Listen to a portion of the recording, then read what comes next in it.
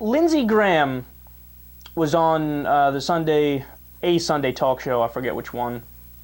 They're all the same anyway. Washington bubble nonsense spewed repeatedly.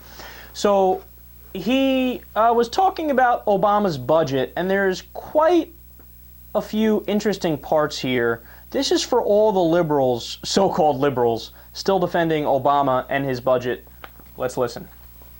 I've got a couple minutes left with you, Senator Graham, and I want to turn domestically to negotiations that have to do with other things like immigration and the budget. Let me start on the budget. Do you think that the president's framework that he announced, including change CPI, a gradual way to cut Social Security benefits, is a good faith effort on his part? Do you think he can actually win some new revenues as a budget deal by doing it? There are nuggets of his budget that I think are optimistic. It's overall a bad plan for the economy, but when you look at change CPI and Medicare reductions, we're beginning to set the stage for the grand bargain.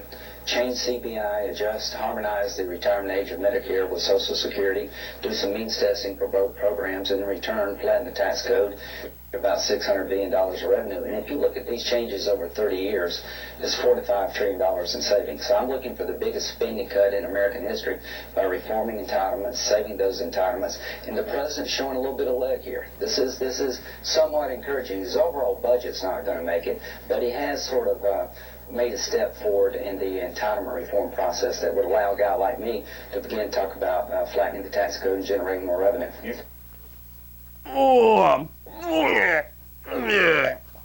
Look, if you are a Democrat or a liberal or progressive or whatever you want to call yourself, and you don't get sick to your stomach when you hear that, you're beyond help, right? I mean, you're just an Obama loyalist.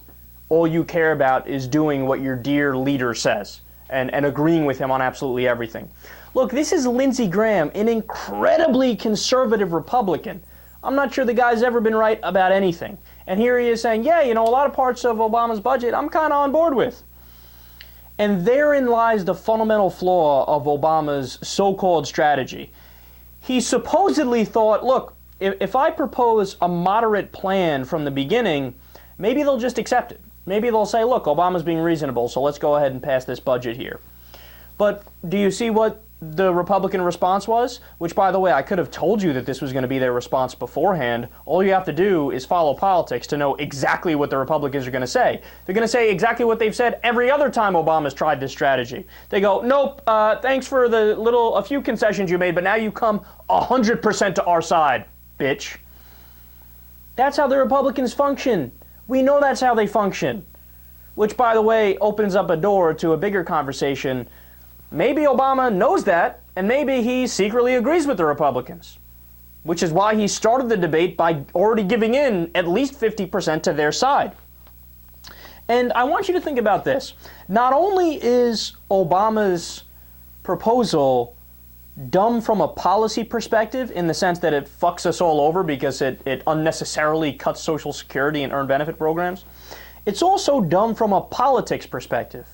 Because the Republicans have been lusting to cut earned benefit programs since they were created, and now they get a win-win scenario because they get to do the cuts, and then they'll turn around and say, well, we didn't cut it, he did. He proposed the cuts. It was Obama who proposed the cuts. We were just dragged along. Now, I know a lot of you who follow politics closely, you're probably thinking, well, come on, Kyle, that's a little bit of a stretch. I mean, the Republicans are so obvious that they're in favor of cutting earned benefit programs, that how could they then turn around and pretend like they didn't want to do it? You don't believe me that they're going to do that? Case in point, look at the 2012 election. Remember when Mitt Romney and Paul Ryan, out of the blue, started attacking Barack Obama for what they said was a $787 billion cut in Medicare? You remember that? And all of a sudden, Paul Ryan and Mitt Romney, the Republicans, were walking around saying, we are the party that will protect Medicare. Barack Obama cut $787 billion. You want Medicare to be saved? You want it to be protected? Vote for us. No, you don't understand. The Republican Party has no spine. The Republican Party has no principles or morals. They'll turn on a dime if they think it could help them politically. So what'll happen if they end up passing earned benefit cuts, Social Security cuts, etc., is they'll turn around in the next election and say, look, Barack Obama, first president in history since the inception of these programs to cut these programs.